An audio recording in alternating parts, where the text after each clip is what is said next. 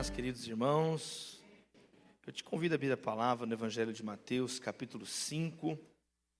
Estou muito feliz de estar aqui com meu irmão, pastor Rafael, que a gente chama carinhosamente de Pijama.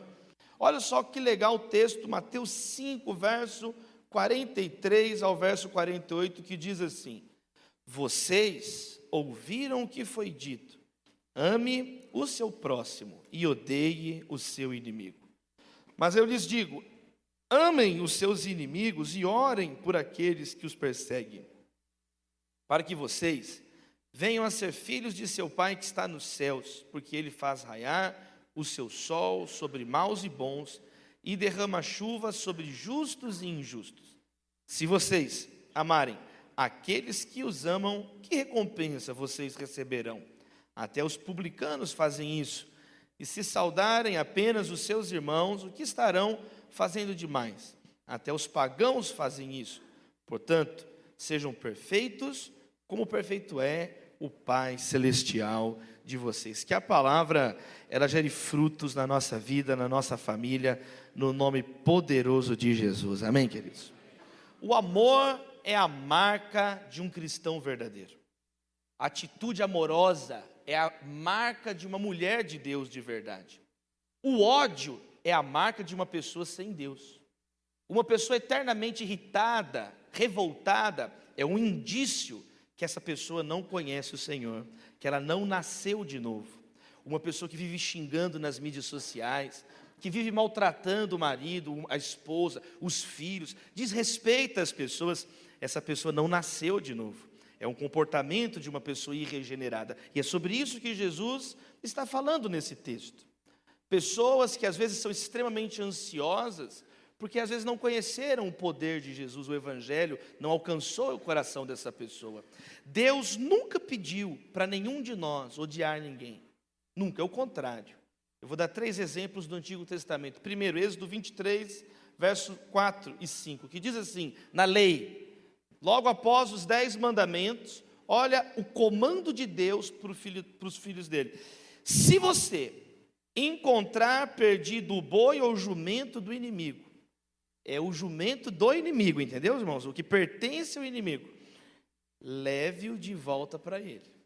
Eu estou andando e eu encontrei a propriedade do meu inimigo. O que Deus mandou o povo fazer? Devolver a propriedade para o inimigo. Olha o verso 5. Se você vir o jumento de alguém que te odeia, caído sob o peso da própria carga, não o abandone, procure ajudá-lo. Eu encontrei algo que pertence a uma pessoa que me odeia. A lei de Deus mandava o povo devolver, restituir aquele jumento que caiu sobre o peso da própria carga. Esse é o caráter santo do nosso Deus, amém, queridos? Então Deus não pedia para você comemorar aquela tragédia, era para você, era o contrário. O segundo exemplo, Jó capítulo 31, você sabe, provavelmente o texto de Jó é o mais antigo das Escrituras, é o mais antigo texto da Bíblia, muito provavelmente, e hoje na nossa biblioteca, ele está aqui agrupado nos livros poéticos, mas ele é muito provavelmente, segundo a maioria dos estudiosos, um livro anterior à lei. E mesmo nesse livro, olha o capítulo 31, o que Jó ora, apresenta diante de Deus no verso 29.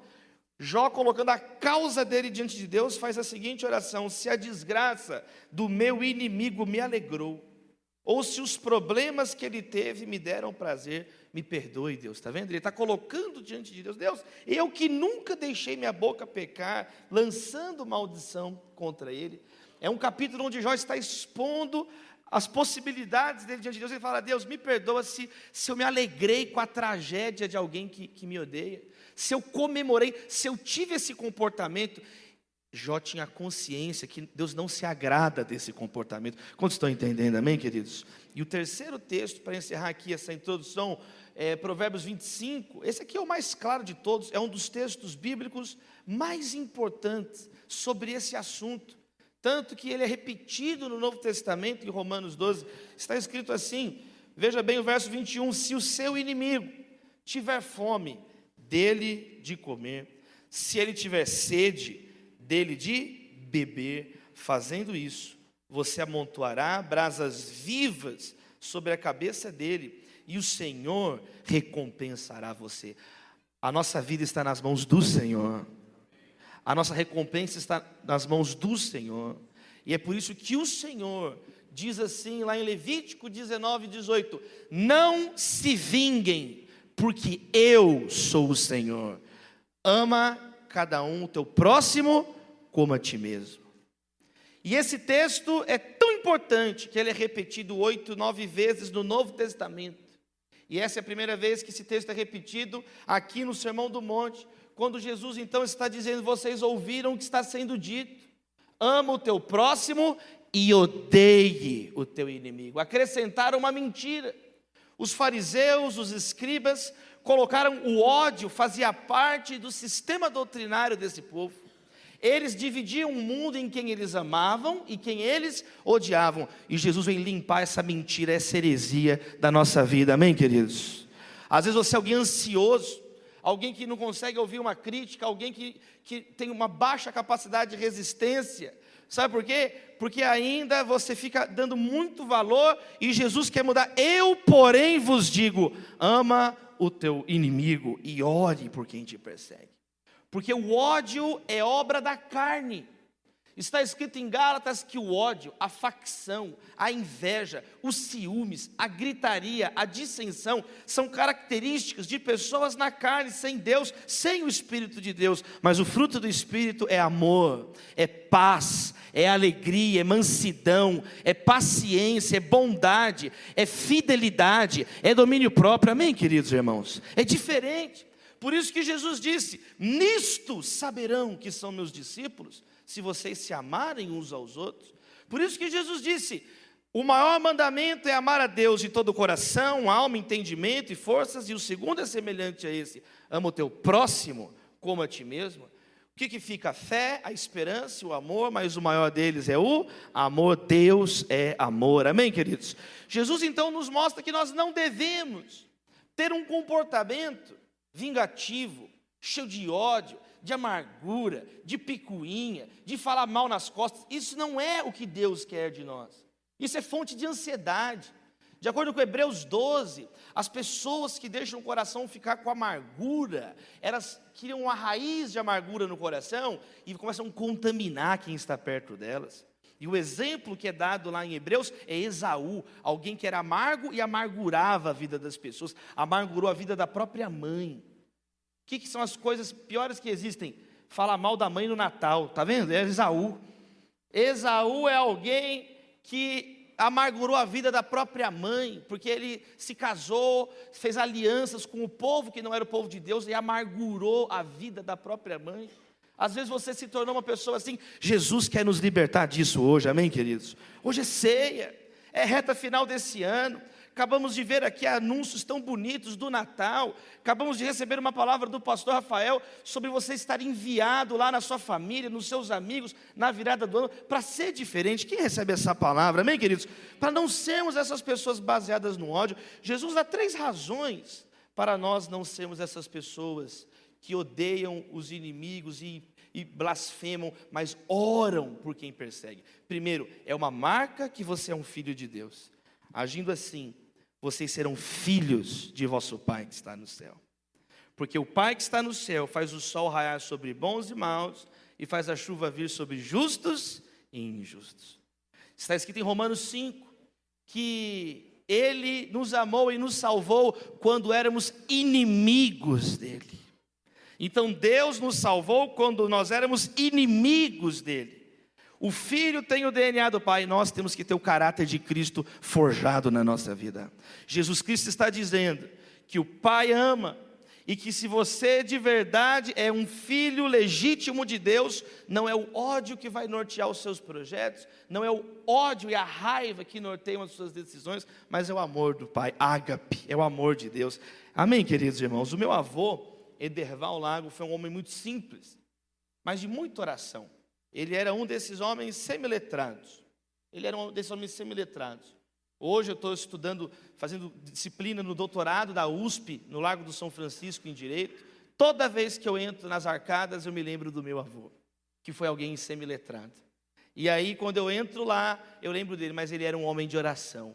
Ele morreu com 59 anos de doença de Chagas, e ele tinha uma saúde muito debilitada, ele não tinha condições de se manter no posto de trabalho por causa da saúde debilitada dele, e ele fazia pregadores de roupa em casa, de plástico, numa maquininha, e ele vendia na rua, ele andava a pé, vendia de porta em porta, mas esse meu avô foi um homem de oração, Todas as pessoas que conviveram com ele foram impactadas com o testemunho dele. Tem uma história que eu gosto de contar. Um dia ele estava andando em São Paulo e ele foi assaltado. Levaram a carteira do meu avô, levaram o relógio do meu avô e ele abençoou os bandidos endemoniados. Deus abençoe vocês. E eles olharam assim para ele. Que multiplique na vida de vocês. E os bandidos ficaram assim. Eles voltaram em direção ao meu avô, chorando, e desassaltaram o meu avô. Olha que bênção, meus irmãos. Desassaltaram o meu avô. Porque o meu avô abençoando quem estava amaldiçoando ele. O meu avô orando por quem estava prejudicando, fazendo mal a ele. E ele começou a abençoar aqueles meninos. Os meninos foram, veio a presença de Deus, eles foram tão impactados que eles devolveram. Amontou brasas vivas na cabeça deles. São vários testemunhos, fizeram uma homenagem para o meu avô lá na igreja presbiteriana, tem uma sala dedicada, porque foi uma pessoa simples, mas que praticou isso que está escrito aqui. Quem quer ser um filho de Deus, praticar e viver como um filho de Deus de verdade? Sede, portanto, imitadores de Deus, como filhos amados, e andem em amor, como Cristo vos amou e entregou a si mesmo, como oferta e sacrifício de aroma agradável a Deus. Como que você pode imitar a Deus? Efésios 5, andando em amor. E o que é amor? É entrega, é renúncia, é doação, é abrir mão, é sacrifício, é o contrário do orgulho, que é querer tudo para si, é sugar os outros, é manipular os outros, é o pecado de feitiçaria, querer controlar os outros através do espiritual, da magia, do religioso, da religião, da instituição religiosa. É o pecado de feitiçaria. Pastores feiticeiros querem manipular as pessoas. Pessoas que tudo é fazer conchavo, tudo é encher as paciências. Que Jesus nos liberte disso, amém, queridos irmãos? Amor. O princípio do evangelho é o contrário. O maior é o menor. Os últimos serão os primeiros. Quando sou fraco, é quem sou? Forte. Aquele que perde a sua vida, esse a achará. É melhor dar do que receber, nós ouvimos aqui.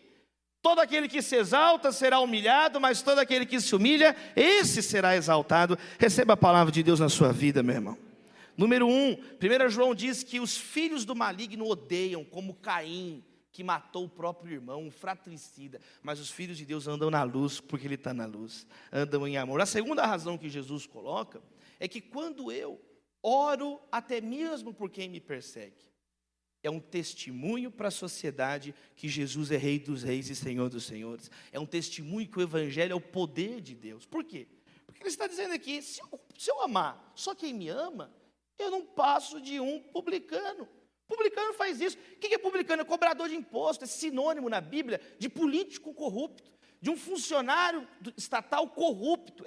Publicano tem essa fama em cada página do Novo Testamento. Zaqueu é o grande publicano. Mas Jesus salvou até os publicanos.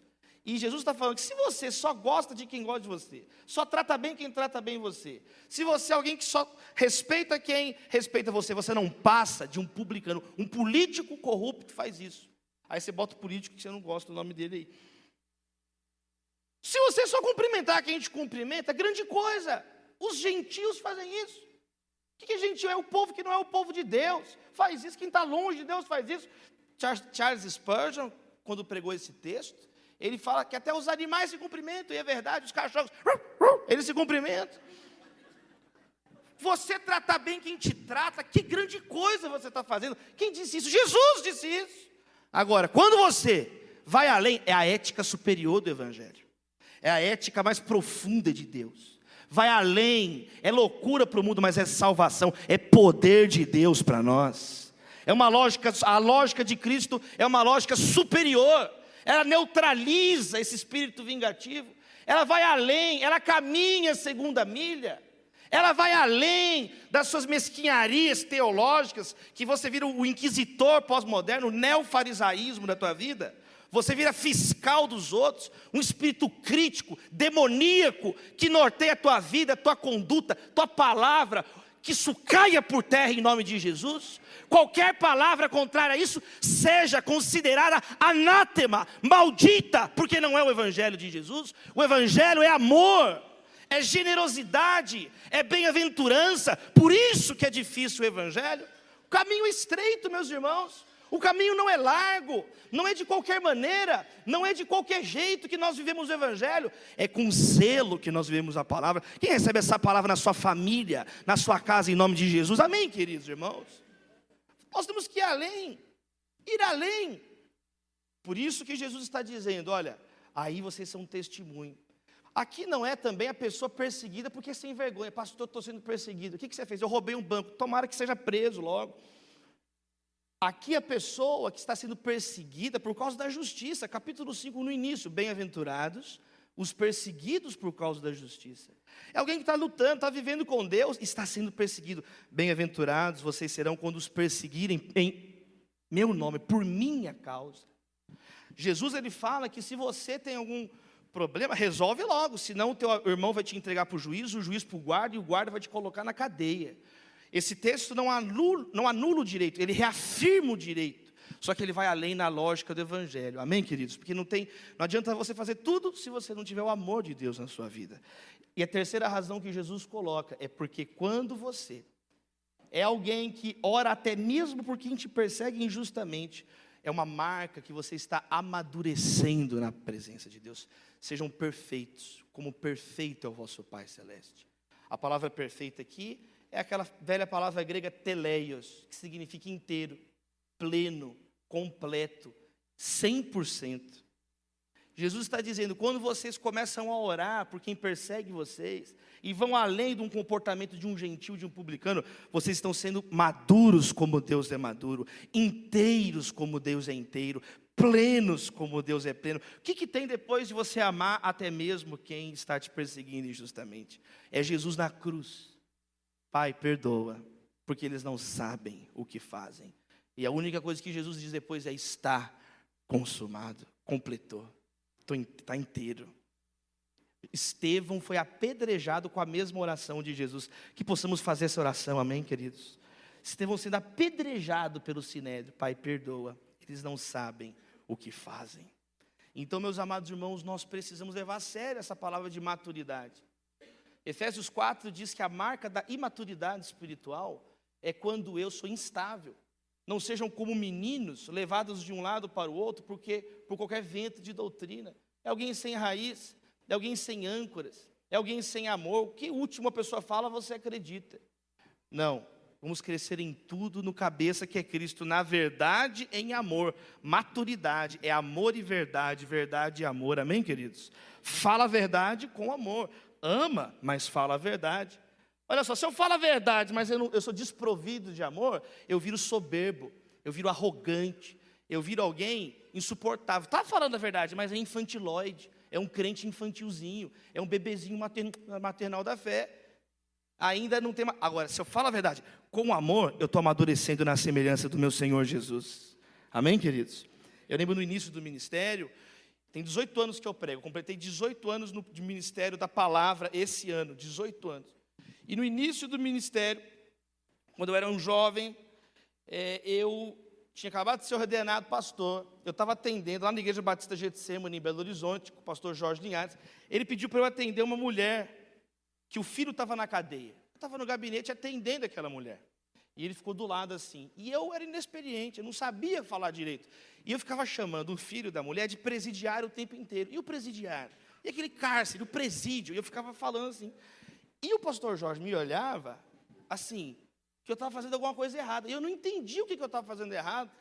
Porque eu era inexperiente, menino, eu não entendia. E ele me olhava com a cara feia. Eu sabia que eu estava frito, isso eu sabia. Mas eu não sabia o que eu estava fazendo. Aí, em determinado momento, ele não aguentou, ele veio. Davi, vai para lá. Aí eu fui para o outro lado triste, ele atendeu a mulher e veio falar comigo.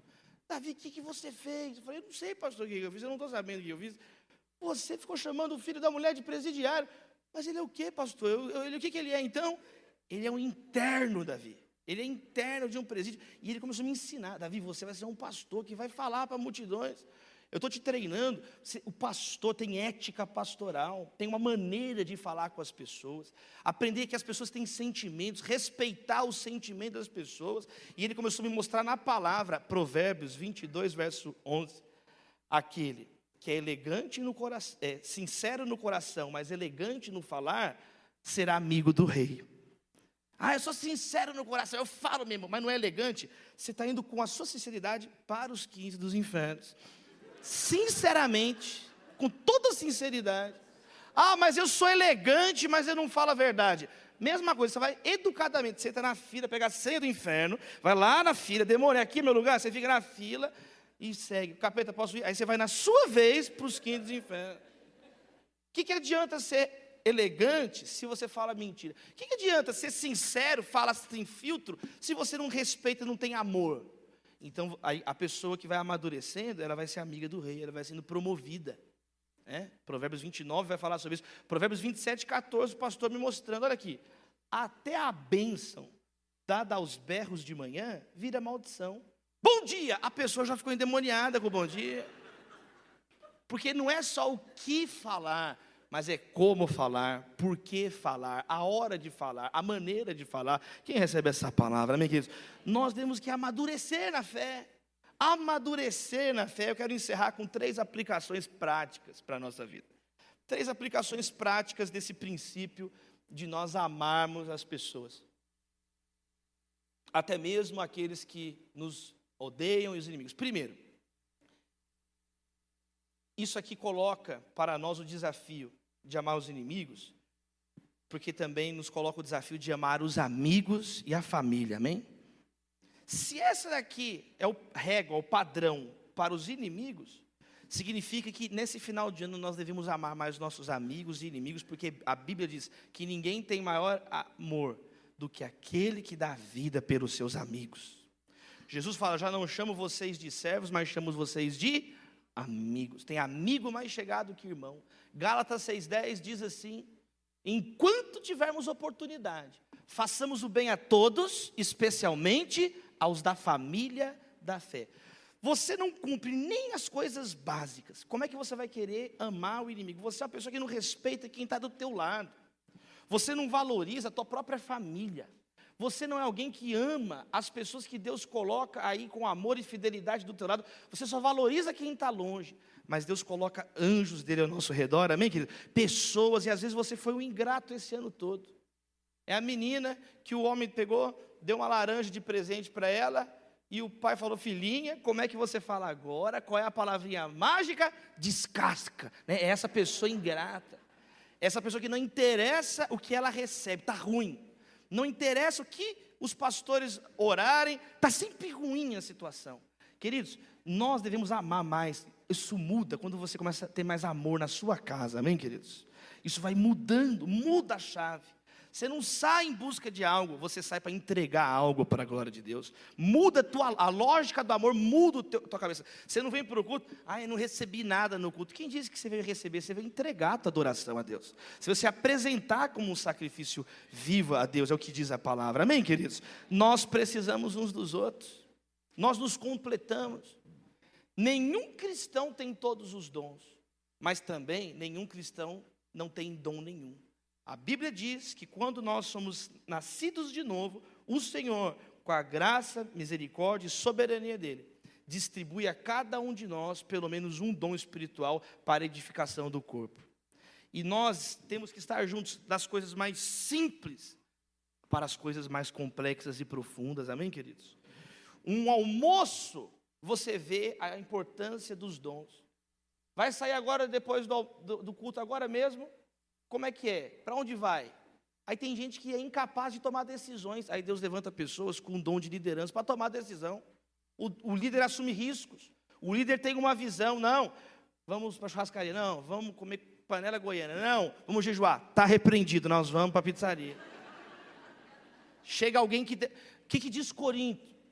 Se a trombeta não emitir um sinal claro, quem vai se preparar para a batalha? O que Jesus ensinou? Um cego não pode guiar outro cego, senão os dois vão cair na beira no precipício, no buraco. Então o líder, Deus capacita algumas pessoas com visão, com dom de presidir, como diz na palavra. Então nós precisamos, amém, queridos irmãos? Precisamos. Mas aí chega na mesa, tem gente que só fala problema, tem gente que é incapaz de conversar uma coisa agradável, tem gente que pensa que o mundo gira em torno dos seus problemas. Chega na mesa, no almoço, começa a falar de problema. A minha avó está doente, morrendo, o braço dela caiu. Pelo amor de Deus, meu irmão. Assuntos nojentos, de doenças. Aí tem alguém com o dom de hospitalidade, louvado seja Deus. Aliás, o povo goiano tem o dom de hospitalidade. Já me deram bolo de banana, biscoito, pão de queijo, pão, café e suco. Eu já não preciso almoçar, meus irmãos, só no café. Faz você se sentir bem, alguém que conversa, que faz as pessoas interagirem. E aí tem alguém que paga a conta no final, louvado seja o Senhor, amém, queridos? É o irmão Midas, glória a Deus. Então, número 1, abre assim sua mão. Quero fazer a primeira oração. Deus, que possamos amar os nossos amigos. Ó Deus, aumenta, Deus, a nossa afeto, carinho pela nossa família nesse final de ano. Que seja um final de ano abençoado, de perdão, de resolução, de mesquinharia, de problemas bobos. Vamos terminar esse ano, começar um ano novo na bênção de Deus, na nossa casa, em nome do Pai, do Filho e do Espírito Santo. Amém, queridos? Segundo lugar, o amor não busca os seus próprios interesses. Segunda aplicação, o amor não busca os seus próprios interesses. E nós somos acostumados nessa sociedade a nos relacionar com as pessoas apenas por aquilo que teremos em troca. Essa é a maneira mundana de pensar. É o padrão do século de pensar. E Jesus, é interessante que ele diz: ama o teu inimigo e ore por quem te persegue, porque você vai ficar rico. Não é isso que está escrito. Ama o teu inimigo e ore por quem te persegue, porque a tua igreja vai crescer. Não é isso que está escrito aqui. Ama, porque você vai ser como Deus. Essa é a nossa recompensa. Então é muito legal esse texto, que ele quebra essa lógica mundana de relacionamentos. O amor não é desinteressado, no sentido que ele não tem ganância, não é para mim, é para o outro. É o ágape. Por isso que Lutero chamava, inclusive, o pecador de homo incurvatus, o homem encurvado diante de si mesmo. A pessoa que tudo tem que servir ela própria. Abre assim sua mão também. Deus, nós oramos por pessoas mais generosas. Queremos ser essas pessoas mais generosas. Deus, perdoa, Deus, quando nós às vezes raciocinamos ainda sem a mente de Cristo. Queremos aprender com a Tua palavra. Ficamos pessoas ansiosas, controladoras, zelosas pela própria honra. Queremos falar menos de nós e mais de Ti, Senhor Jesus. Abençoa-nos, ó Pai, em nome de Jesus. E em último lugar, para a gente orar, Jesus mostra a conexão do amor com as orações. Ama o teu inimigo e ore por quem te persegue. Orar. A igreja caminha de joelhos. Nós precisamos, devemos orar mais. Como já dizia o Samuel Chadwick, a pressa é a morte da oração. Nós precisamos orar. A oração é o nosso oxigênio. Ao invés de correr tanto, vá orar mais. Ao invés de ficar dando a síndrome de hamster, corre, mas não sai do lugar. Você é um hamster, por acaso? Você é um ser humano criado à imagem e semelhança de Deus. E às vezes passou um ano que você é uma pessoa inefetiva, improdutiva, infrutífera. E Efésios fala que são as obras infrutíferas das trevas. Lá em Efésios 5 fala que quando não tem amor, o resultado da tua vida é infrutífero. O profeta Ageu falou sobre isso. Observem, olhem onde os caminhos de vocês os levaram. Vocês ganham, mas é numa sacola furada. Vocês têm roupa que não aquece vocês. Vocês têm as coisas, mas não têm as coisas. Tem relógio, mas não tem tempo. É isso que Ageu estava falando. O que adianta? Ter o colchão, mas não ter o descanso. O que adianta? E Jesus está mostrando que muitas vezes falta oração na nossa vida. Vamos orar mais, amém, queridos irmãos? Ore. É muito interessante isso, porque Jesus não fala assim, o teu inimigo, primeiro, Jesus não nega a existência das pessoas que perturbam, está percebendo? A nossa luta não é contra a carne e o sangue, amém, queridos? Mas não nega que tem pessoas que perturbam a nossa vida. Por isso que está escrito em Romanos, o que depender de vós, estejam em paz com todos. Porque tem coisas que não dependem de nós, se levantam inimigos. Está escrito lá em Pedro, está escrito que se sofrer, que sofra como cristão. Então, você tem que sofrer por fazer o bem, não por fazer o mal, amém, queridos? E Jesus não fala assim, vá atrás do inimigo, processa ele, contrata um monte de robô para denunciar na internet, vai stalkear a pessoa, não, ore. Olha que interessante, Jesus está falando, segue a tua vida em nome de Jesus, sem ressentimento no coração, ama e ore. É essa receita que Jesus coloca, é o caminho que Jesus coloca, é a orientação que Jesus coloca. Vamos praticar a palavra de Jesus, amém, queridos? Vamos praticar, siga a tua vida, irmã, segue a tua vida, irmão, ore, pede Deus, tire esse sentimento ruim do meu coração. Está escrito em Provérbios que a glória do rei é ignorar as ofensas. Vamos seguir com Jesus, nós somos perdoados. Eu quero encerrar dizendo isso, você é alguém perdoado. Nós vamos participar agora da ceia, examine-se o homem a si mesmo. Examine-se, não é para você examinar o outro, é para você examinar você. O nosso problema é esse. Muitas vezes você é bom de saber o que o outro tem que fazer com a vida dele. Você sabe como que o pastor tem que cuidar dos filhos dele, você não sabe cuidar dos seus filhos. Você sabe o que o outro tem que administrar o dinheiro, você não sabe administrar o teu dinheiro. E Jesus chama a cada um de nós para examinar a nossa própria vida, deixar a máscara aqui essa manhã, amém, queridos? Examine a tua vida. A ceia é a festa do ágape, a festa do amor. E essa é a palavra do Senhor para as nossas vidas. Bem-aventurados os pobres em espírito, porque deles é o reino dos céus. Bem-aventurados os que choram, porque serão consolados. Bem-aventurados os mansos, porque eles herdarão a terra. Bem-aventurados os que têm fome e sede de justiça, porque serão satisfeitos.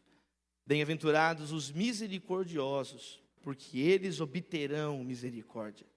Bem-aventurados os puros de coração, porque eles verão a Deus.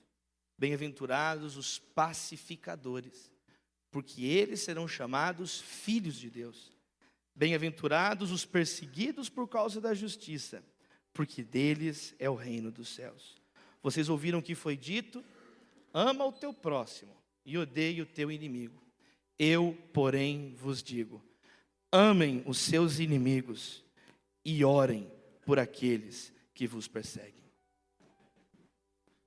Muito obrigado, Davi, graças a Deus. Senhor, muito obrigado pelo sacrifício de Jesus em nosso favor. Obrigado porque o Senhor, ó Deus, não nos abandonou no nosso pecado, no nosso desvio, mas o Senhor desceu, invadiu a terra e nos resgatou, Deus. Obrigado, porque a gente já pode desfrutar de sinais do reino, ainda agora. E sabemos, ó Deus, que o que há de vir é inimaginável. Um dia onde já não vai ter mais choro, nem dor, nem pranto. E todas as coisas vão se fazer totalmente novas. Mas, ó Deus, muito obrigado, porque tantas coisas já são novas agora, em Cristo Jesus. Obrigado porque o Senhor tem curado pessoas. Obrigado porque o Senhor, Deus, tem aberto oportunidade para as pessoas. Obrigado, ó Pai, porque o Senhor tem feito gente solitária viver em família. Obrigado, ó Pai, porque o Senhor tem usado a igreja para acolher viúvas, para cuidar de órfãos, para ser um sinal de esperança no meio de uma sociedade sem esperança. Obrigado mesmo por Jesus, que não só se sacrificou em nosso favor, como deixou o Espírito em nós, para que a gente pudesse ter acesso ao Senhor em todo o tempo. E nós queremos te louvar por essa nova aliança e dizer que Cristo é a nossa suficiência. Que todos os dias a gente possa se lembrar disso e que isso, ó Deus, preencha todo o espaço do nosso ser, em nome de Jesus. Amém. Irmãos, vamos em paz, uma excelente semana para você. Deus te abençoe.